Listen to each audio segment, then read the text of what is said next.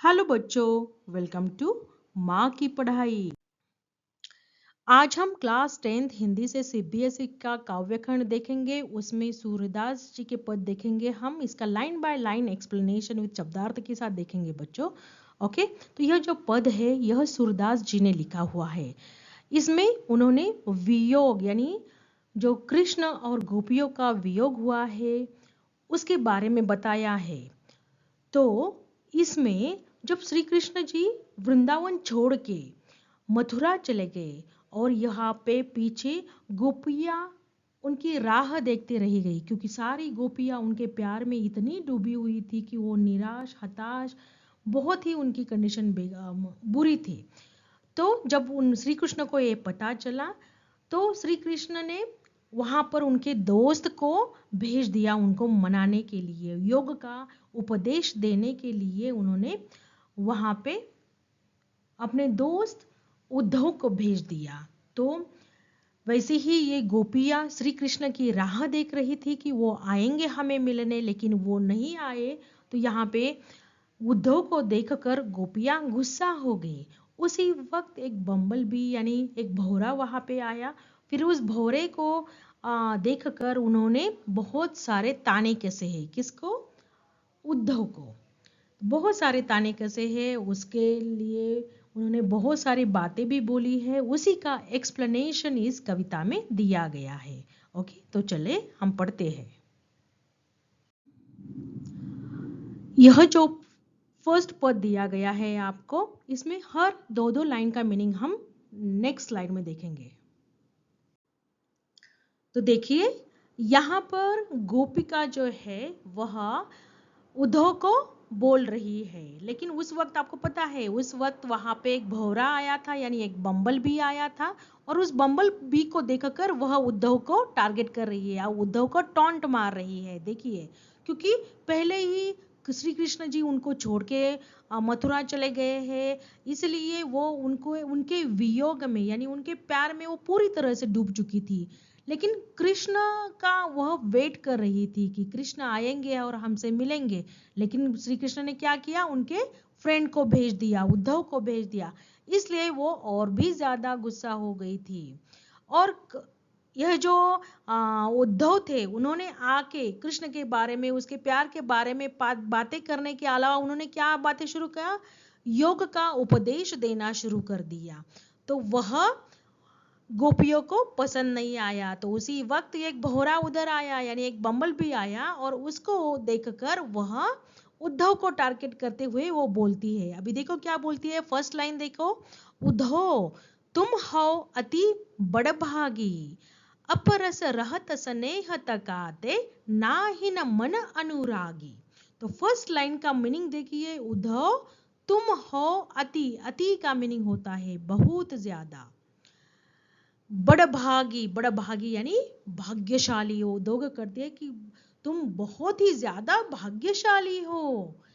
यानी here the Gopika talking in sarcasm वे, ध्यान में रखना, सरकाजम वे में वो बोल रही है, यानी उसको टॉन्ट मार रही है, उसको वह ताने कस रही है उद्धव को।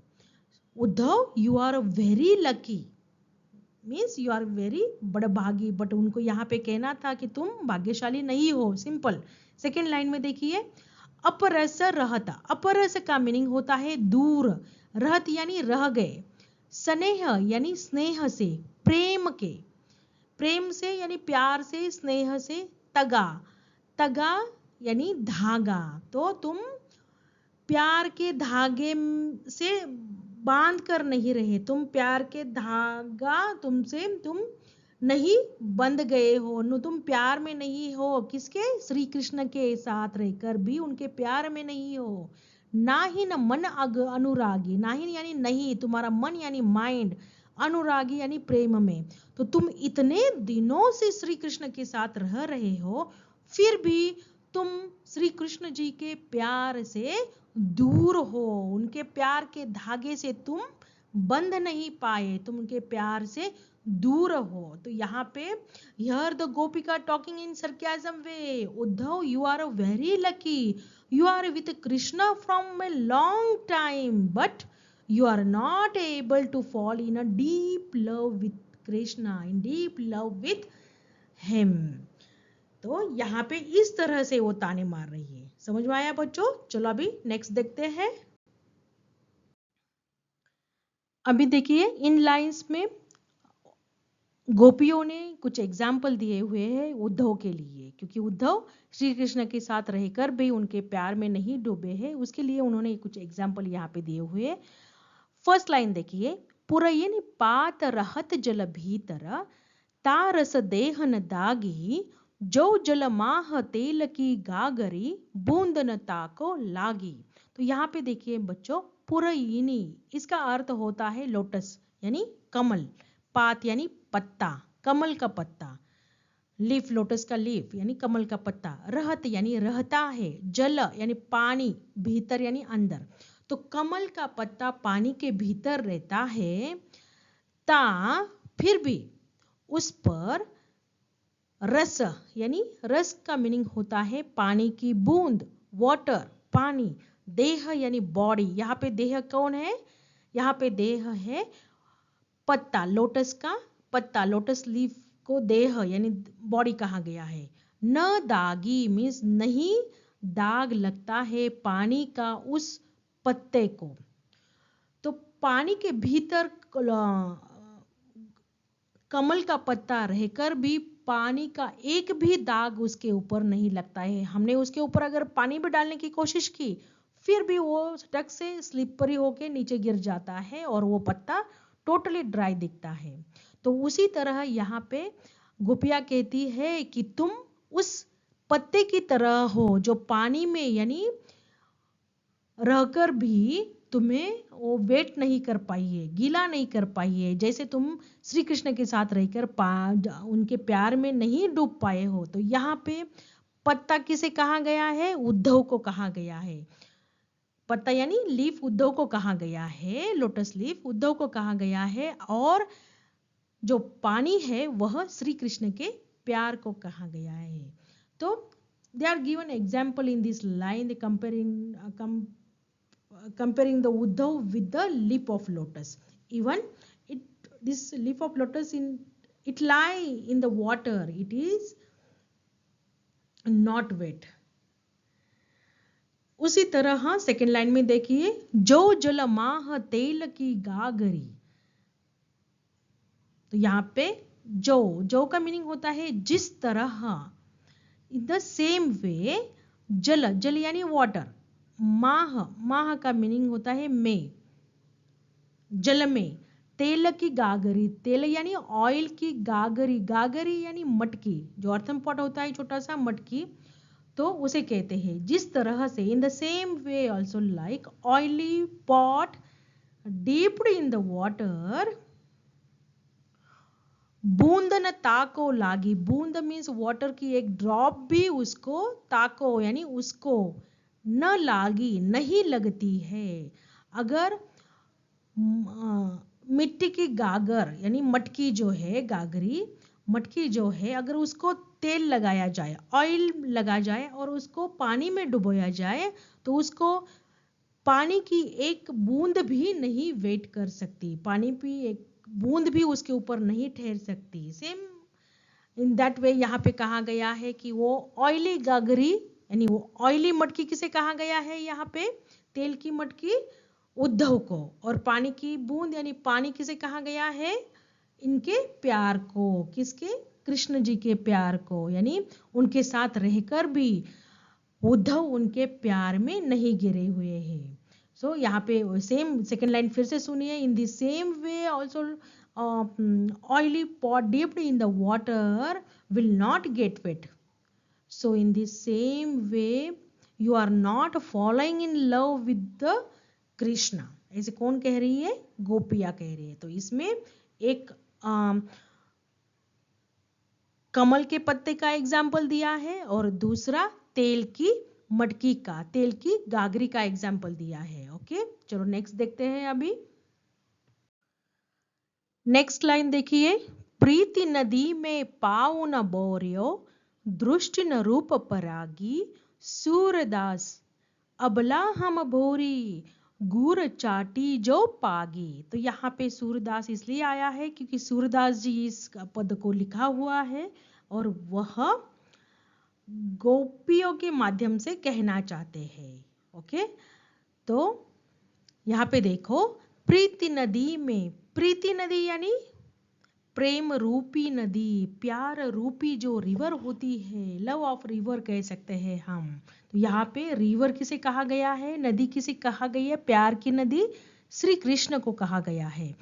तो गोपिया कह रही है कि हे उद्धव, तुमने अभी तक प्रेम रूपी नदी में अपना पाँव, पाँव यानी पैर, फीट, अभी तुमने डुबोया ही नहीं है। बोरियो, बोरियो का मीन्स तुमने अभी तक अपने फीट को प्रेम रूपी नदी में यानी लव रूपी रिवर में तुमने डीप ही नहीं किया है अपने फीट को, बिल्कुल उसमें प्यार रूपी नदी में तुमने अपने पैर को नहीं भिगोया है।